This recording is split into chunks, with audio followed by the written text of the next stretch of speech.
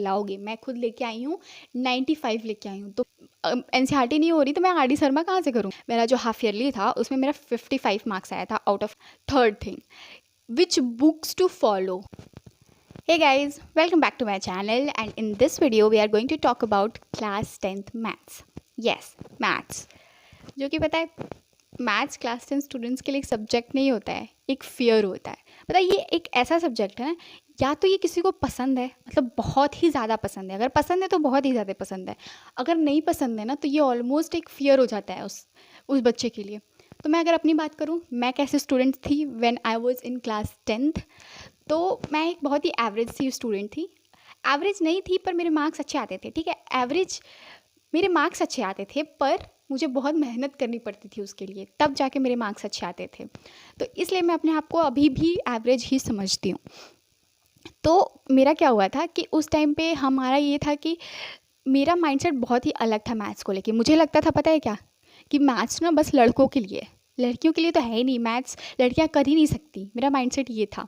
और फिर ऊपर से मैं देख लेती थी कि मेरे बाकी जो दोस्त थे वो आर डी शर्मा कर रहे हैं, कोई कोई बुक कर रहा है, कोई कोई बुक कर रहा है, और मुझे लगता था यार मेरे से तो एनसीईआरटी नहीं हो रही, एनसीईआरटी नहीं हो रही तो मैं आर डी शर्मा कहाँ से करूँगी, राइट।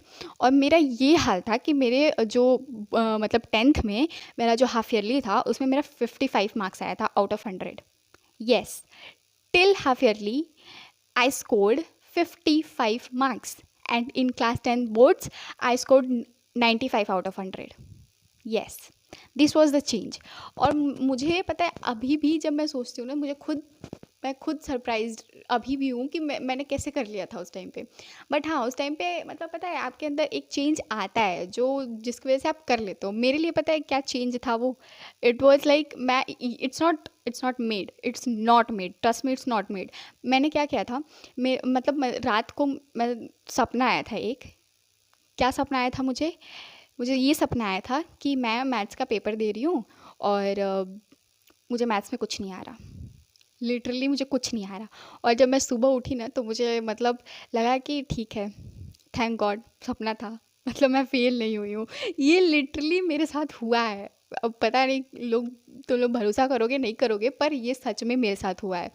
और मतलब मुझे बहुत डर लगने लग गया था मैथ्स से उस टाइम तक। और फिर एक टीचर, हमारे जो मैथ्स के टीचर थे, उनको वो भी यही कहते थे कि मतलब देखना इस क्लास से कोई पास नहीं होने वाला है। तो अब आते हैं कि मैंने अपने अंदर चेंजेस क्या लाए जिसकी वजह से मैंने स्कोर किया 95 इन मैथ्स, ठीक है। तो सबसे पहली चीज़ हमें ये करनी है कि हमें अपना अप्रोच चेंज करना है टुवर्ड्स मैथ्स। क्योंकि पता है मैथ्स हम और सब्जेक्ट्स की तरह नहीं पढ़ सकते हैं। मैथ्स एक ऐसा सब्जेक्ट है ना जिसको आप 2 दिन एग्ज़ाम के पहले पढ़ के नहीं निकाल सकते हो। इसके लिए प्रैक्टिस इम्पॉर्टेंट है, ये बिना प्रैक्टिस के नहीं होने वाला है। तो जब तक आप प्रैक्टिस नहीं करोगे ना, ये अच्छा होगा ही नहीं। आप बस इसको इग्नोर करते रहोगे, उसके बाद इन द एंड क्या होगा कि आपको कुछ आएगा ही नहीं। आप सोचोगे कि पेपर के 2 दिन पहले पढ़ के हमारा मैथ्स हो जाएगा, it's not going to happen. Second thing, first thing is approach, second thing is that you have to start solving the examples. हाँ, सबसे पहले पता है हम क्या करते हैं कि डायरेक्ट हम एक्सरसाइज पे कूद जाते हैं कि चलो एक्सरसाइज सॉल्व करते हैं। हाँ, ये क्वेश्चन हो गया, ये क्वेश्चन हो गया, ये क्वेश्चन नहीं हुआ। पर एक्सरसाइज को पता है, एक्सरसाइज को करने से पहले आपको करने चाहिए एग्जाम्पल्स। उस चैप्टर के जितने भी एग्जाम्पल्स दिए हैं ना, उन सारे एग्जाम्पल्स को कर लो, मतलब अच्छे से कर लो। क्योंकि पता है जो एग्जाम्पल्स होते हैं, सिमिलर टाइप के क्वेश्चंस आपके एक्सरसाइज में होते हैं, सिमिलर टाइप के क्वेश्चंस होते हैं। मतलब कि आप देखोगे ना कि एक्सरसाइज मुझे ये क्वेश्चन नहीं आ रहा है, आपको कहीं ना कहीं वो एग्जाम्पल में दिख जाएगा। तो मैं क्या करती थी कि मैं मतलब डेली का गोल बनाती थी कि आज मैं 3 पेज अपना एग्जाम्पल्स को सॉल्व करूँगी। हाँ, ऐसे करती थी मैं कि हाँ आज का मेरा टारगेट है कि मैंने 3 या 4 पेज मुझे ये पूरे एग्जाम्पल्स करने हैं इस चैप्टर के। तो एग्जाम्पल्स आर रियली गुड। अगर आप एक बार एग्जाम्पल्स को अच्छे से कर लोगे ना, तो उसके बाद आप जब एक्सरसाइज को करने जाओगे ना, तो अब फिर वो आपके लिए बहुत ही ईजी हो जाएगी, क्योंकि सारे जो क्वेश्चंस हैं ना वो आपको देखे से लगेंगे, ठीक है। तो ये हो गई second thing. Third thing, which books to follow in class 10th ना। हम जब क्लास 10th में होते हैं ना, तो हमें बहुत सारे क्वेश्चन होते हैं कि यार हम एनसीईआरटी पढ़ें, हम आर डी शर्मा पढ़ें, हम आर एस अग्रवाल पढ़ें, क्या पढ़ें। तो मैं बताऊँ, मैं बताती हूँ कि मैंने क्या पढ़ा था। तो मैंने सॉल्व किया था NCERT and R S Agarwal. Yes, ये दोनों बुक्स मैंने फॉलो की थी। पर पता है सबसे इम्पॉर्टेंट चीज़ क्या है कि आप कितनी बुक सॉल्व नहीं करते हो, ये इम्पॉर्टेंट है कि आप एक बुक को कितनी बार सॉल्व करते हो। हाँ, मतलब कि मैंने एनसीईआरटी को बहुत टाइम सॉल्व किया था। मैंने क्या किया था कि मान लो मैंने एक बार सॉल्व कर लिया, उसके बाद मुझे जो क्वेश्चन, जैसे एक चैप्टर लेते हैं, ठीक है, मान लो रियल नंबर है, उस चैप्टर को मैंने सॉल्व किया एनसीईआरटी से, उसमें जो क्वेश्चन मेरे से नहीं बने ना, उसको मैं टिक कर लेती थी कि हाँ ये वाला क्वेश्चन नहीं बना।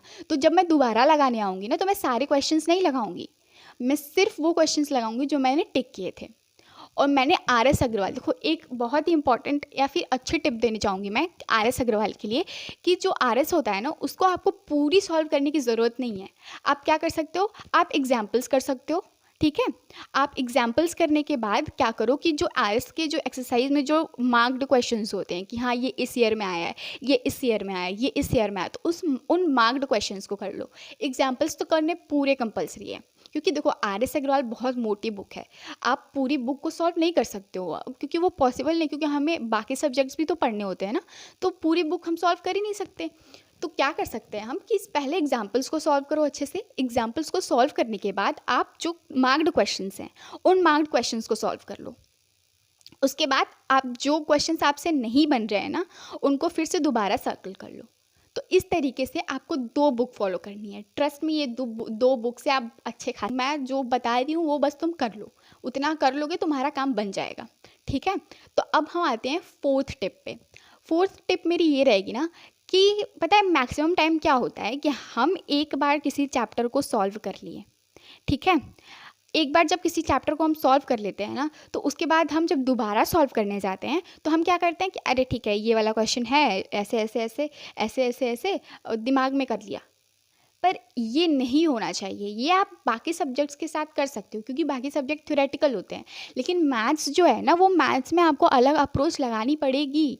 क्योंकि अगर आप मान लो एक आपने क्वेश्चन देखा और आपने उसको दिमाग में सॉल्व कर लिया कि ठीक है ऐसे ऐसे ऐसे ऐसे ऐसे ऐसे, पर हो सकता है कि आप कहीं ना कहीं कैलकुलेशन में फंसो, जो कि तुम दिमाग में नहीं फंसोगे, जब तुम पेपर पे करोगे तभी फंसोगे।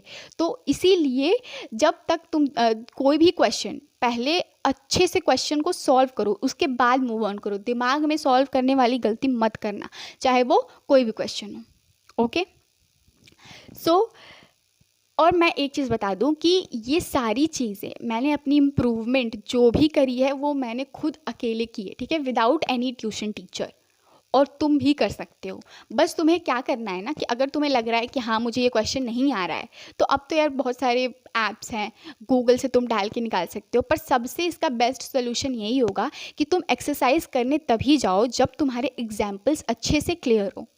जब तक तुम्हारे एग्जाम्पल्स अच्छे से क्लियर नहीं होंगे ना, तब तक तुम एक्सरसाइज पे मत जाओ। और एक बार जब तुम एग्जाम्पल्स को अच्छे से कर लोगे, तो उसके बाद जब एक्सरसाइज पे जाओगे ना, तो तुम्हारे सारे क्वेश्चंस बन जाएंगे। और जो भी बचे खुचे क्वेश्चंस हैं उनको तुम गूगल से देख सकते हो, ठीक है। तो ये चीज़ें रखनी है। अब तुम्हें ये नहीं देखना है कि अब मेरे पास ट्यूशन टीचर नहीं है, ये वो। उस टाइम पे मेरे पास भी नहीं थे, पर फिर भी मैंने किया। और उस टाइम पे तो ऑनलाइन लेक्चर्स भी उतने नहीं अवेलेबल थे।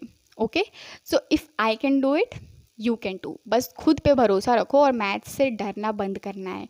मैथ्स ठीक है, डरावनी तभी तक है जब तक तुम कर नहीं रहे हो, ठीक है।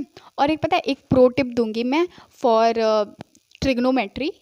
ट्रिग्नोमेट्री के लिए मैंने क्या किया था ना कि ट्रिग्नोमेट्री का जो मोस्ट ऑफ द क्वेश्चंस जो है वो पेपर में फ्रॉम द एनसीईआरटी ही आता है। मतलब मैक्सिमम क्वेश्चन तुमको पेपर में दिखेगा फ्रॉम द एनसीईआरटी। यस, तो तुमको एनसीईआरटी पहले अच्छे से करनी है। पूरी ट्रिग्नोमेट्री की एनसीईआरटी बहुत ही ज़्यादा ढंग से करनी है। उसके बाद तुम मूव ऑन करो आरएस पे, ठीक है।